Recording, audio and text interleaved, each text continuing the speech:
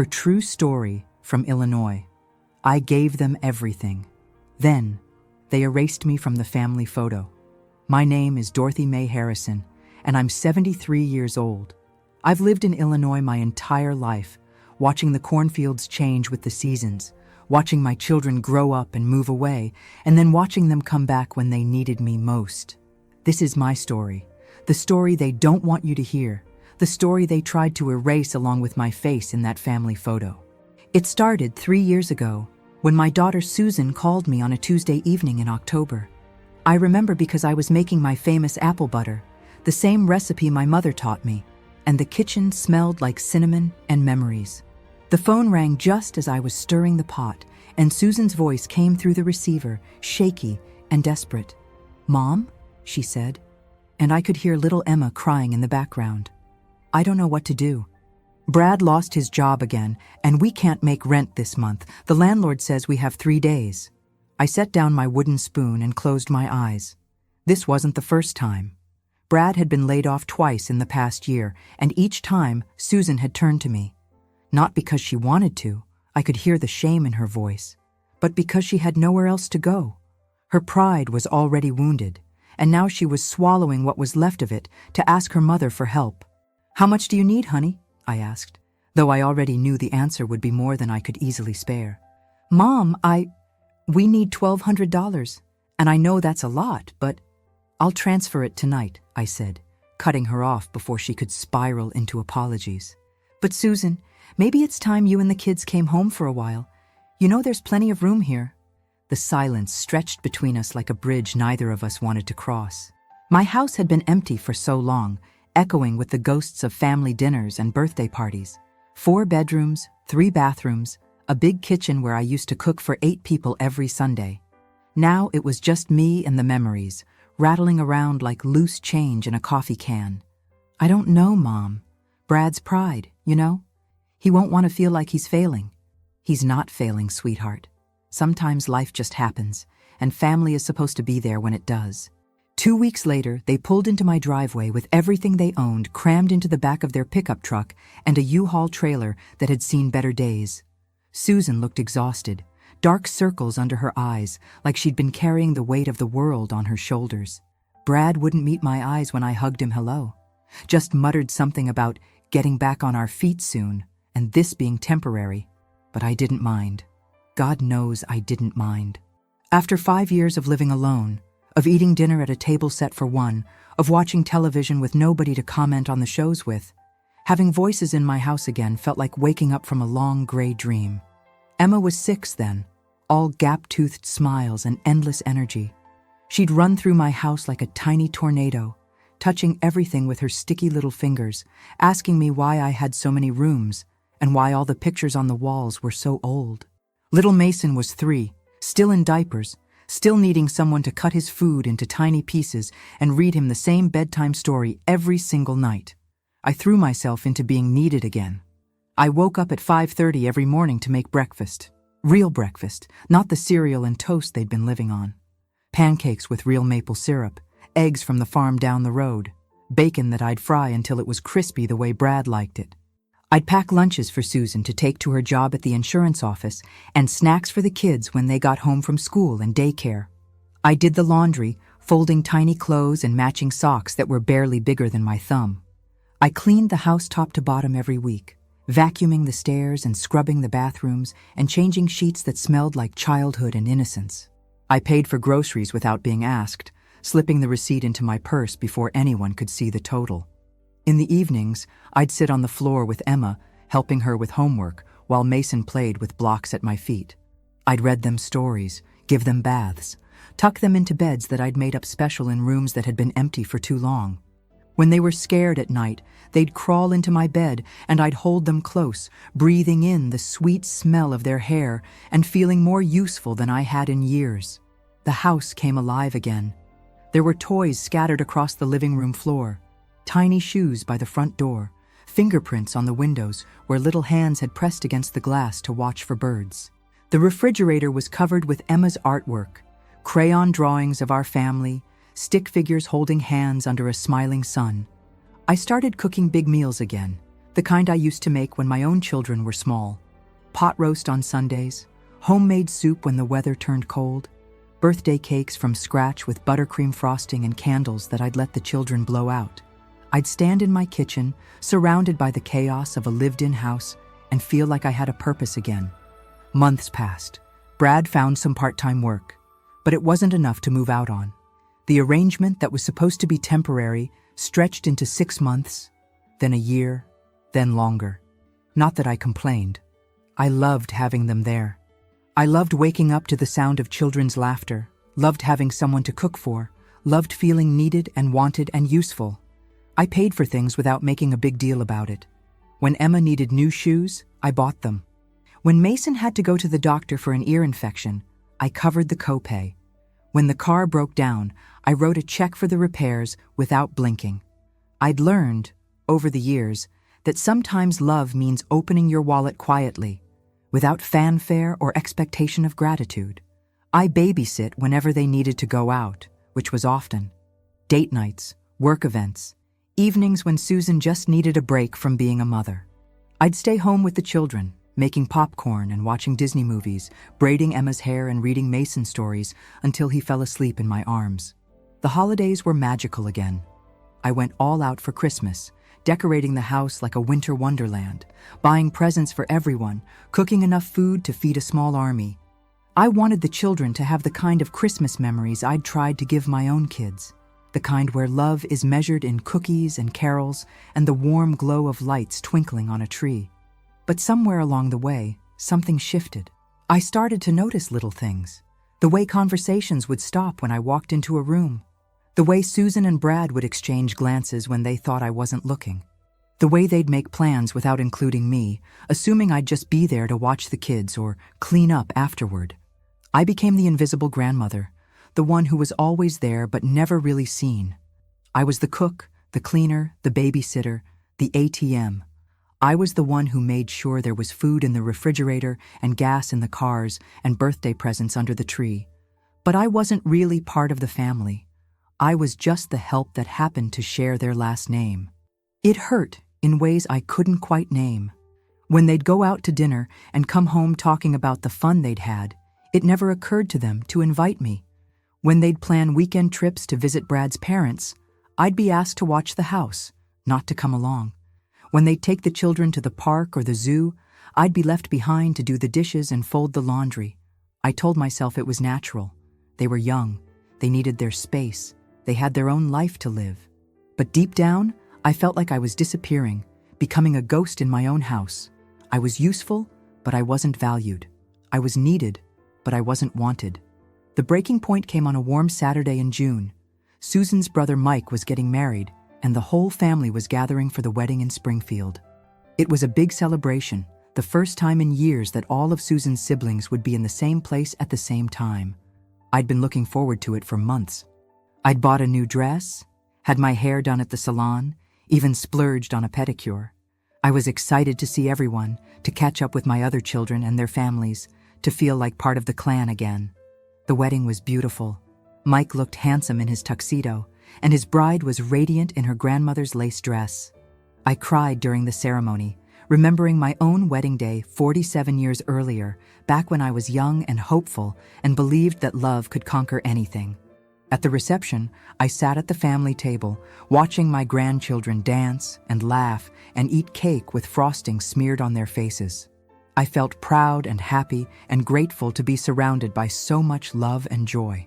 After dinner, when the sun was setting and the photographer was gathering everyone for family photos, I felt a flutter of excitement. I loved family photos.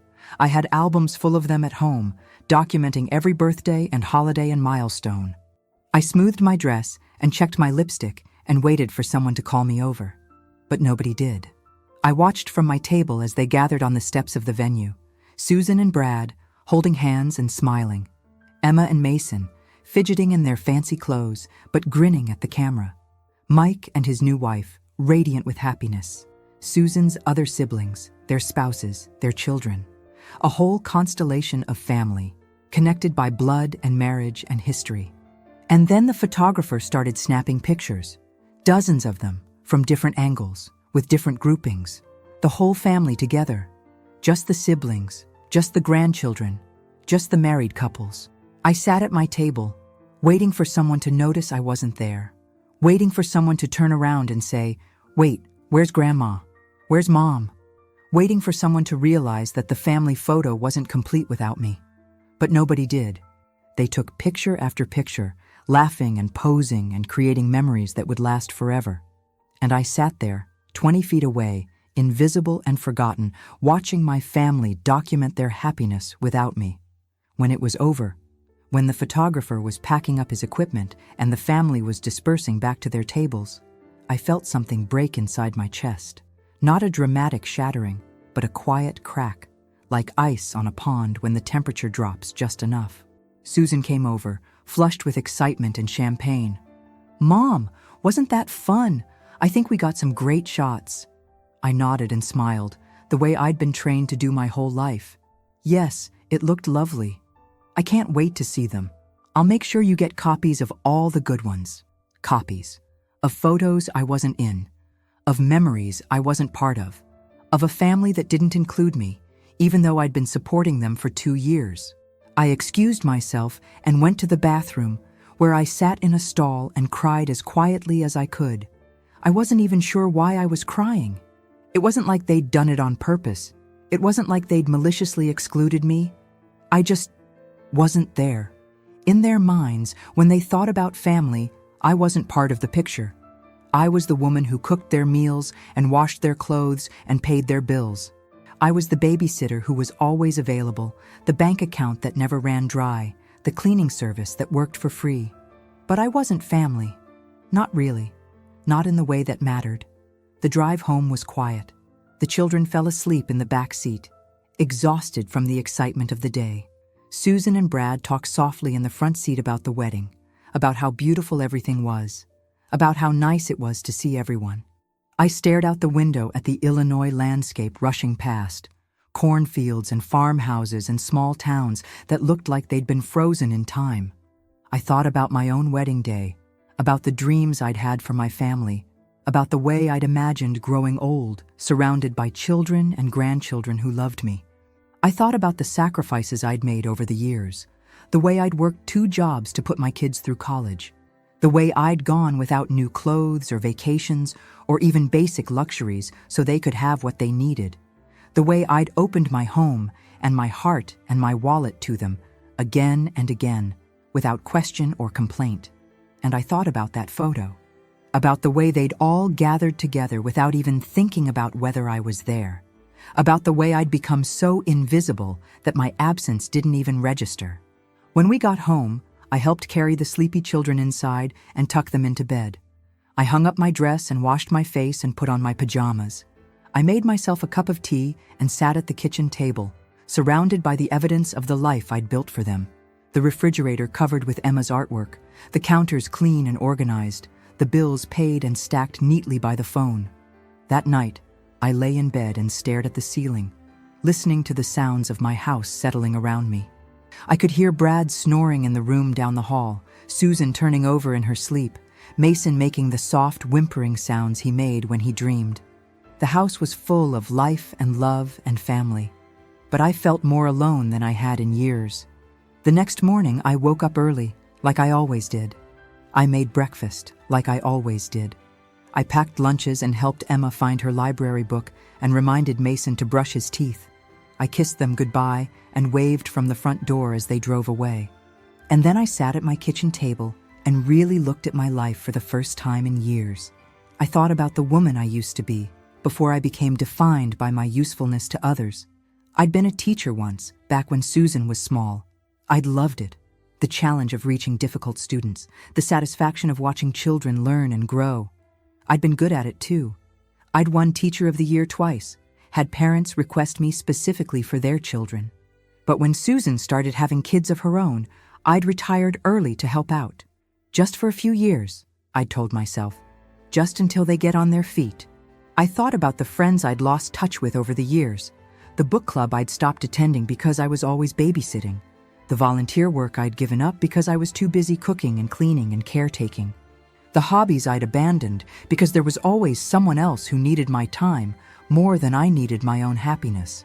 I thought about the money I'd spent, not just on the big things like rent and car repairs, but on the 1,000 little things that added up over time.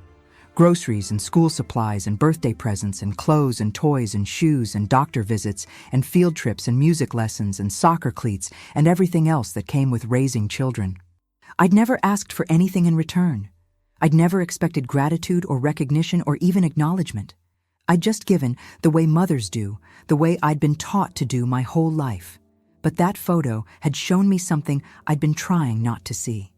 I wasn't their partner in this life. I was their employee. I wasn't their beloved matriarch. I was their unpaid help. I wasn't their family. I was their resource. And the worst part was, they didn't even realize it. They thought they were being kind by letting me help. They thought they were doing me a favor by giving me a purpose. They had no idea that they were slowly erasing me, turning me into a ghost in my own life. I spent the morning cleaning the house, but this time I really saw what I was doing. I was picking up toys that weren't mine, washing dishes that I hadn't used, making beds that I didn't sleep in. I was maintaining a life that I wasn't really part of, serving people who didn't really see me. When Susan got home from work that evening, she found me in the living room, sitting in my favorite chair with a cup of tea and a photo album in my lap. "Hi, Mom," she said, setting down her purse and kicking off her shoes. "What are you looking at?" I held up the album. "Pictures from when you were little. Remember this one?" She sat down beside me and looked at the photo I was pointing to. It was from her 8th birthday party, a backyard celebration with homemade cake and paper streamers and a dozen giggling children. In the center of the photo, Susan was grinning at the camera, her arms wrapped around my waist, her face glowing with happiness.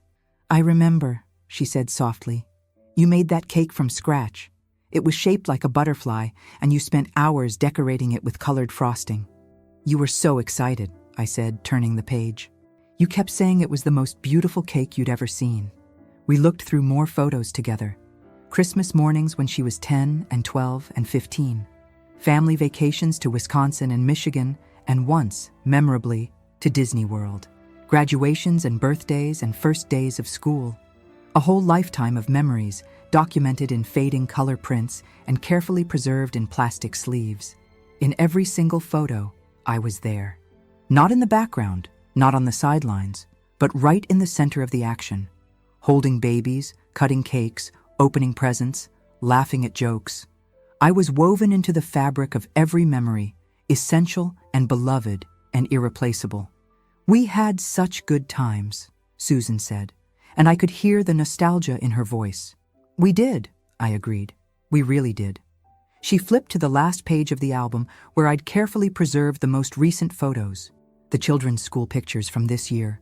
A snapshot of Emma's first loose tooth, Mason's first day of preschool, and there, tucked into the corner, was a photo from last Christmas. All of us gathered around the tree, smiling and happy and together. "I should take more pictures," Susan said. "I keep meaning to, but I'm always so busy." "Yes," I said quietly. "You should." After she went upstairs to help the children with their baths, I sat alone with the photo album, thinking about the difference between being in the picture and being part of the picture.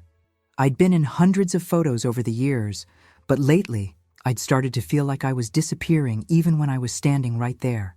That night, after everyone had gone to bed, I sat at my computer and started typing. I wasn't sure what I was writing at first, just thoughts and feelings and memories that needed to get out of my head and onto the page. But as I wrote, a clarity began to emerge. I was writing my own story. Not the story of the helpful grandmother who never complained, but the story of the woman who'd lost herself in the process of taking care of everyone else. The story of someone who'd been so busy being useful that she'd forgotten to be human. I wrote about the sacrifices I'd made, the dreams I'd deferred, the parts of myself I'd put aside for the sake of others. I wrote about the loneliness of being surrounded by people who needed you but didn't really see you.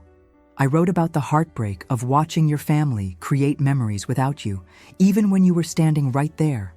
I wrote until the sun came up, until my fingers were stiff and my back was aching. And when I was done, I had 30 pages of truth, raw and honest and painful and real. I printed it out and put it in a folder, then sat back in my chair and looked around my house. The toys scattered across the floor, the dishes in the sink, the laundry basket full of clothes that weren't mine, the refrigerator covered with artwork and school notices and shopping lists. It was a beautiful life, a full life, a life that would make anyone looking from the outside think that I was blessed and grateful and content. But it wasn't my life. Not really. It was the life I'd built for other people, the stage I'd set for their happiness. I was just the stagehand, working behind the scenes to make sure everything ran smoothly. I made myself a cup of coffee and sat at the kitchen table, watching the sunrise paint the sky pink and gold. I thought about the photo from the wedding, about the way they'd all gathered together without me. I thought about how it felt to be forgotten, to be invisible, to be taken for granted. And I thought about what I wanted to do about it. I could keep going the way I had been, pretending that everything was fine, swallowing my hurt and my resentment and my loneliness. I could keep being the helpful grandmother, the one who never complained, the one who was always available when they needed something. Or I could choose myself for once in my life. I could choose to be seen and valued and appreciated, even if that meant being alone. The decision, when it came, was surprisingly easy. I spent the next week making quiet preparations. I called my bank and opened a new account, transferring enough money to cover several months of expenses. I looked at apartments online, focusing on small, cozy places that would be just right for one person. I made a list of all the things I'd need to buy, towels and sheets and dishes and all the small necessities of independent living. I didn't tell anyone what I was doing. I just went about my normal routine, cooking and cleaning and caring for my family, but with a new sense of purpose. Every meal I made, every load of laundry I folded, every bedtime story I read, I savored it, knowing it might be one of the last. I also started saying no to things in small ways.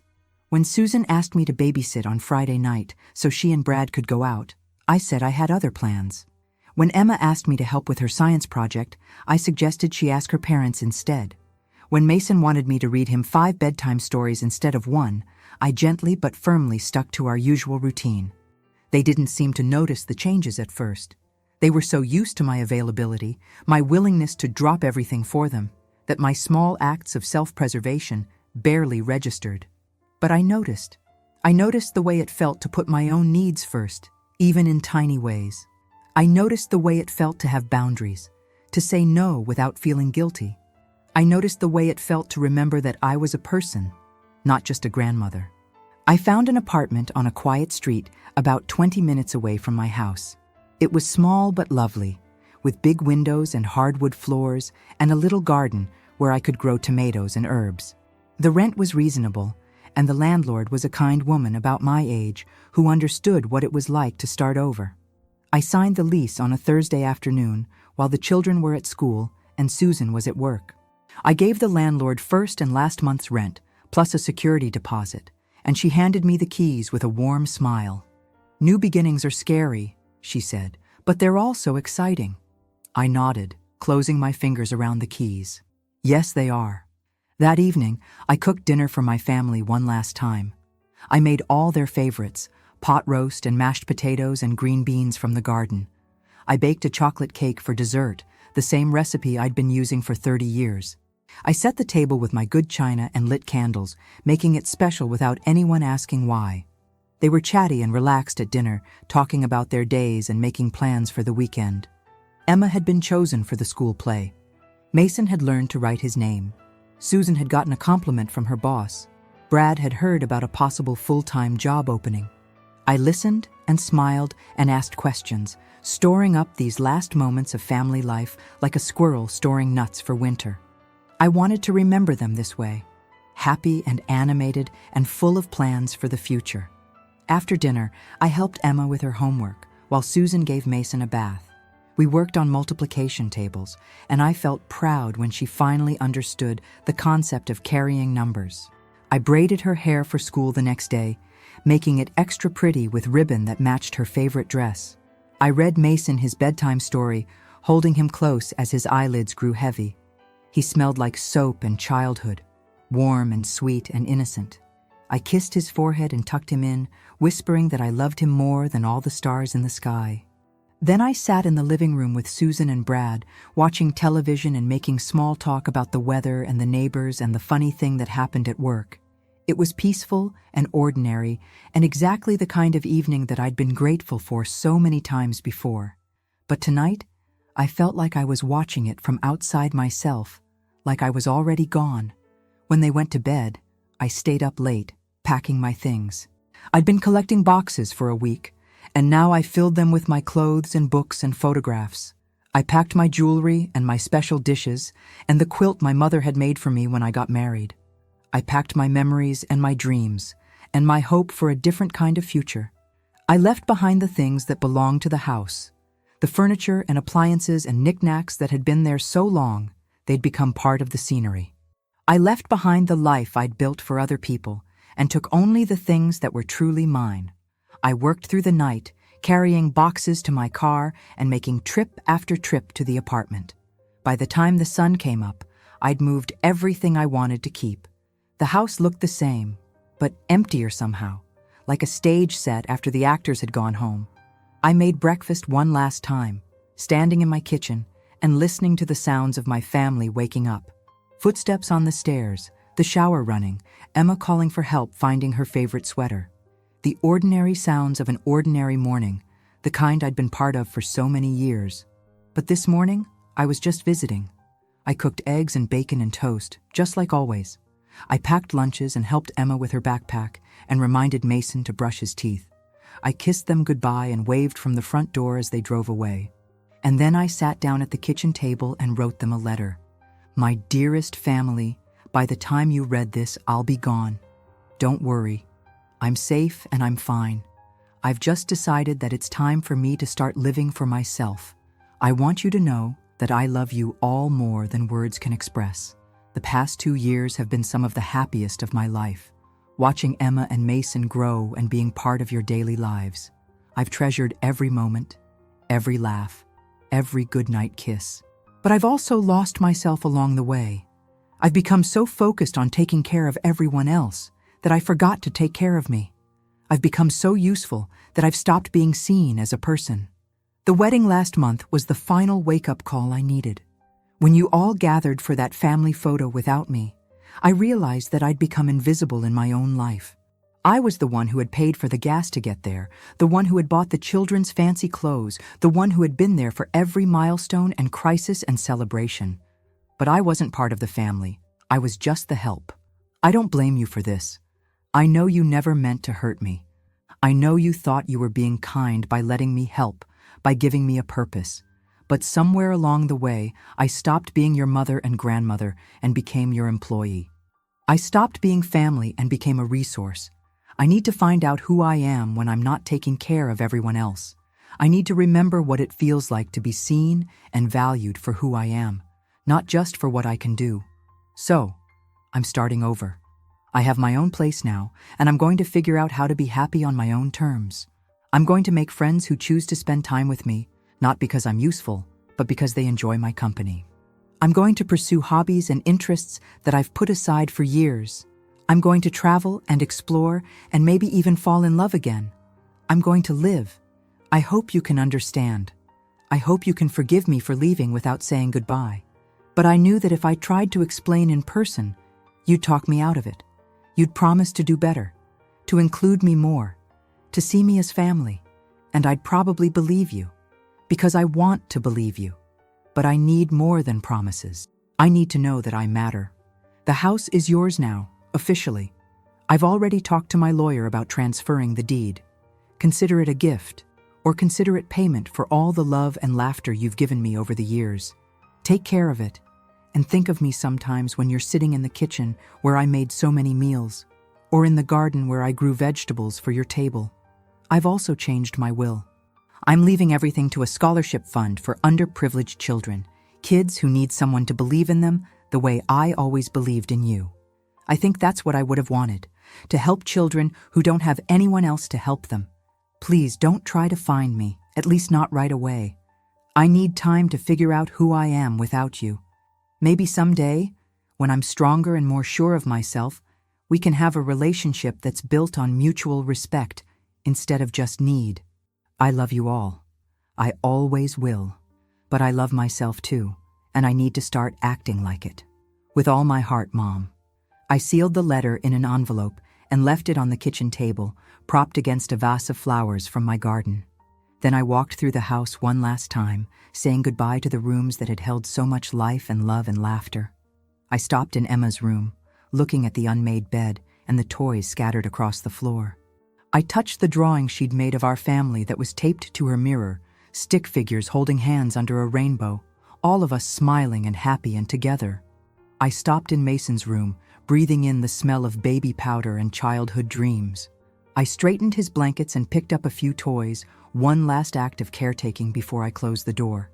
I stopped in Susan and Brad's room, looking at the photos on their dresser. Wedding pictures, baby pictures, family vacations. A whole life documented in silver frames. A love story that had room for children, but not for mothers. And then I walked out of the house, closing the door behind me with a soft click. I got in my car and drove away, watching in the rearview mirror as the house grew smaller and smaller until it disappeared completely. I drove to my new apartment, where I spent the day unpacking boxes and arranging furniture and making the space feel like home. I hung pictures on the walls and put fresh flowers on the kitchen table. I made myself a cup of tea and sat in my new living room, looking out at the tree-lined street and feeling something I hadn't felt in years: peace. For the first time in decades, I didn't have to think about anyone else's needs. I didn't have to plan meals or do laundry or worry about whether someone had remembered to pack their lunch. I didn't have to be useful or helpful or available. I could just be. The phone rang that evening, and I saw Susan's name on the caller ID. I let it go to voicemail, then listened to her message with tears in my eyes. "Mom, I found your letter. I don't understand. Please call me. We need to talk. We can fix this. I love you." There were 17 more messages over the next week. Susan, Brad, even Emma calling to ask when I was coming home. Each message was harder to listen to than the last, full of confusion and hurt and promises to do better. But I didn't call back. I wasn't ready yet. I needed time to figure out who I was without them, time to remember what it felt like to matter. Instead, I started building a new life. I joined a book club at the library, where I met other women my age who were also starting over. I volunteered at a literacy program, teaching adults to read, something I'd always wanted to do but never had time for. I took up painting, something I'd loved as a young woman but had put aside when life got busy. I wasn't very good at it, but I didn't care. It felt wonderful to create something beautiful just for the joy of it, not because anyone needed it or expected it. I started taking walks in the park, where I'd sit on benches and watch other families play. It hurt sometimes, seeing grandparents pushing swings and reading stories and being included in the laughter. But it also reminded me that I deserved that kind of love too. I made new friends, real friends, not people who just needed something from me. We'd meet for coffee and talk about books and politics and dreams. We'd go to movies and museums and concerts. We'd laugh together and cry together and support each other through the ups and downs of life. For the first time in years, I felt like I was living instead of just existing. 3 months after I left, I finally felt ready to see Susan. I called her and asked if she'd like to meet for lunch, just the two of us. She agreed immediately, her voice shaky with relief and hope. We met at a small cafe downtown, neutral territory where we could talk without the distractions of home. Susan looked tired, older somehow, like she'd been carrying a weight she wasn't used to. "Mom," she said, reaching across the table to take my hand. "I've missed you so much." "I've missed you too," I said, and I meant it. "But I don't regret leaving. I still don't understand why you did it. We were happy, we were family." I sipped my coffee and chose my words carefully. "We were family, sweetheart." But I wasn't being treated like family. I was being treated like the help. That's not true. The family photo, Susan, at Mike's wedding. You all gathered together for that photo, and not one of you thought to include me. I sat there, 20 feet away, and watched my family document their happiness without me. Susan's face crumpled. "Oh, Mom, we didn't, I mean, we weren't thinking." That's exactly the problem. You weren't thinking of me as part of the family. You were thinking of me as the babysitter, the one who would always be there to watch the kids while the real family had their moment. Susan was quiet for a long time, staring down at her untouched sandwich. When she finally looked up, her eyes were wet with tears. "I never meant for you to feel that way. I thought we were giving you what you wanted. You seemed so happy taking care of us, cooking for us. You never complained." "I was happy," I said softly. "I loved taking care of you, but I also lost myself in the process. I became so focused on being useful that I forgot to be human. And you all got so used to my usefulness that you stopped seeing me as anything else. But you were more than that to us, Mom. You are more than that." "Then why wasn't I in the photo, Susan? Why didn't anyone notice I was missing? Why didn't anyone think to include the woman who had been supporting your family for 2 years? She didn't have an answer for that, and I didn't expect her to. The truth was painful for both of us. "I want to come home," she said finally. "The kids miss you terribly. Emma keeps asking when Grandma is coming back. Mason still looks for you every morning." My heart ached at the thought of those precious children wondering where I'd gone. But I also knew that going back to the way things were wouldn't solve anything. "I miss them too," I said. "More than you know. But I can't come back to being invisible, Susan. I can't go back to being taken for granted." "Then what do you want? How do we fix this?" I had thought about this question for months, and I finally had an answer. "I want to be treated like family, not like hired help. I want to be included in decisions that affect me. I want to be invited to dinner, not expected to cook it. I want to be asked if I'd like to babysit, not just assumed that I will. I want to be part of the family photos, not the one taking them." Susan nodded, wiping her eyes with her napkin. "We can do that. We will do that. And I want my own life too. I want to keep this apartment, keep my independence. I want to be Grandma by choice, not by obligation. I want you to want me there, not just need me there. We do want you there, Mom. We need you, and we want you." "Then prove it," I said gently. "Show me that I matter to you as a person, not just as a resource." We talked for 2 more hours, really talked in a way we hadn't in years. Susan told me how hard it had been without me, how she'd had to figure out how to manage the household and the children and her job all at the same time.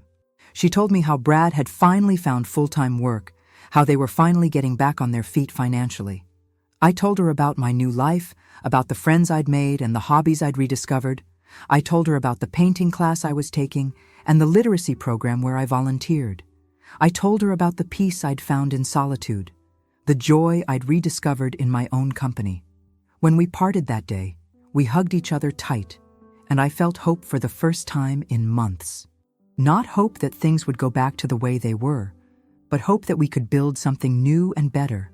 The healing wasn't instant. It took time to rebuild trust, to establish new patterns, to learn how to be family in a healthier way. But slowly, carefully, we began to find our way back to each other. Susan started calling before she made plans that involved me, asking if I was available instead of just assuming I would be. She invited me to dinner instead of expecting me to cook it. She included me in family decisions and asked for my opinion on things that mattered. Brad apologized to me, a real apology that acknowledged how they'd taken advantage of my generosity. He got that full-time job and they moved back into their own place. But this time, our relationship was built on choice rather than necessity. The children were confused at first, but they adapted the way children do.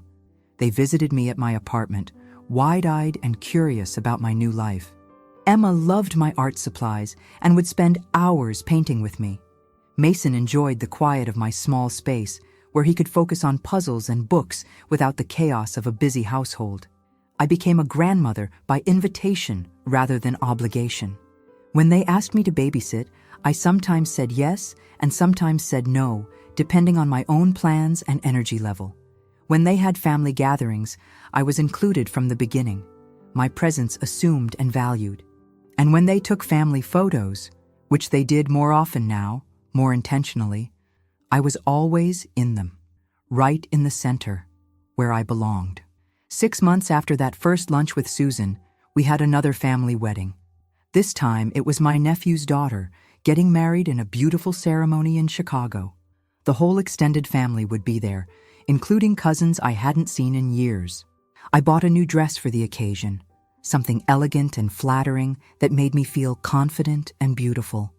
I had my hair done professionally and splurged on new shoes that made me feel glamorous. At the reception, I sat at the family table with Susan and Brad and the children, but this time, I wasn't invisible. People came over to talk to me, to catch up on my life, to ask about my new apartment and my hobbies. I felt seen and valued and appreciated. When it came time for family photos, Susan was the first one to look for me. "Mom, come on. We need you for the pictures. We need you." Not, "We should probably include you," or, "I guess you can be in this one." We need you. Like I was essential, irreplaceable, loved. I walked over to join them, and without any discussion or direction, they made space for me right in the center. Susan stood on one side of me, her arm around my waist. Brad stood on the other side, his hand on my shoulder. Emma and Mason pressed close to my legs, grinning up at the camera. "Okay, everyone smile," the photographer called out. And I did smile. A real smile that came from deep inside my chest. I smiled because I was exactly where I belonged. I smiled because I was seen and valued and loved. I smiled because I had fought for my place in this family and won. The flash went off, capturing a moment of pure happiness. Later, when I saw the photos, I could see the joy on my face, the way I seemed to glow with contentment. I looked like a woman who knew her worth, who had claimed her place in the world. But the real victory wasn't being in the photo. The real victory was everything that had led up to that moment. The courage to leave, the strength to start over, the wisdom to know that I deserved better. I had taught my family how to love me properly, and I had taught myself how to love myself. I had learned that being useful isn't the same as being valued, that being needed isn't the same as being wanted, that being family means being seen and appreciated for who you are, not just what you can do. That night, back in my own apartment, I looked at the photos on my phone and felt a deep sense of satisfaction.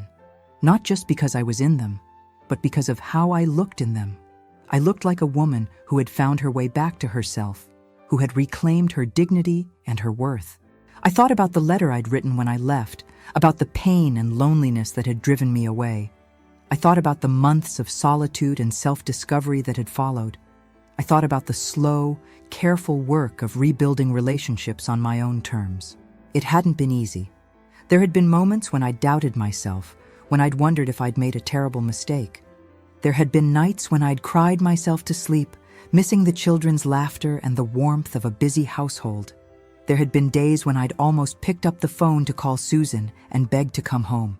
But I'd stuck with it, and it had been worth it. I'd found myself again. I'd remembered who I was when I wasn't defined by my usefulness to others. I'd learned to value my own company, to pursue my own interests, to build relationships based on mutual respect rather than need. And in doing so, I'd taught my family to value me too. Now, 2 years after I left, I have the life I always wanted. I have a family who loves and appreciates me, but I also have my independence. I have relationships built on choice rather than obligation. I have hobbies and friends and interests that are entirely my own. I still cook for my family sometimes, but now it's a gift rather than an expectation. I still babysit the children occasionally, but now I'm asked rather than assumed. I still help out when they need me, but now it's appreciated rather than taken for granted. Most importantly, I'm in the family photos, all of them, because I've learned that if they can erase you from the picture, you can erase them from your future. But if you have the courage to fight for your place, if you have the strength to demand the love you deserve, then you can create a family that truly sees you. I look at those photos now, not just the recent ones, but all of them stretching back through the years, and I see the evolution of a woman. From the young mother trying to please everyone, to the invisible grandmother fading into the background, to the woman who found her voice and her worth and refused to be erased. In the latest photos, I'm radiant. I'm centered. I'm exactly where I belong. and I'm never letting anyone make me invisible again. Some people might say I was selfish for leaving, for putting my own needs first for once in my life. Some people might say I should have been grateful for what I had, that I should have been content to be useful and needed. But I've learned that love isn't supposed to make you disappear. Real love sees you, values you, includes you. Real love doesn't take you for granted or treat you like hired help. Real love makes you feel essential, not because of what you do, but because of who you are. I have that now. It took leaving to get it. It took starting over at 73 years old. It took months of loneliness and self-doubt and courage I didn't know I had. But I have it now. And every time I look at those family photos, every time I see my smiling face right there in the center where I belong, I'm reminded that I made the right choice. I'm reminded that I'm worth fighting for, worth seeing, worth loving. I'm reminded that I matter. My name is Dorothy Mae Harrison, and this is my story. The story of a woman who refused to be erased, who fought for her place in the world, who learned that it's never too late to start over and demand the love you deserve. If you're reading this and you recognize yourself in my story, if you've become invisible in your own life, if you've been taken for granted, if you've lost yourself in the process of taking care of everyone else, know that you have choices. You have worth. You have the power to change your story. You can't control how other people treat you, but you can control how you allow yourself to be treated. You can't force people to see you, but you can refuse to be invisible. You can't make people love you the way you deserve to be loved, but you can love yourself enough to walk away from relationships that diminish you. It's scary to start over. It's terrifying to choose yourself when you've spent your whole life choosing others. But it's also liberating. It's also empowering. It's also the beginning of the rest of your life. So if they erase you from the photo, erase them from your future. At least until they learn to see you, to value you, to love you the way you deserve to be loved. And then, when they do, when they make space for you in the center of the picture where you belong, smile that radiant smile of a woman who knows her worth. Smile like you mean it, because you do.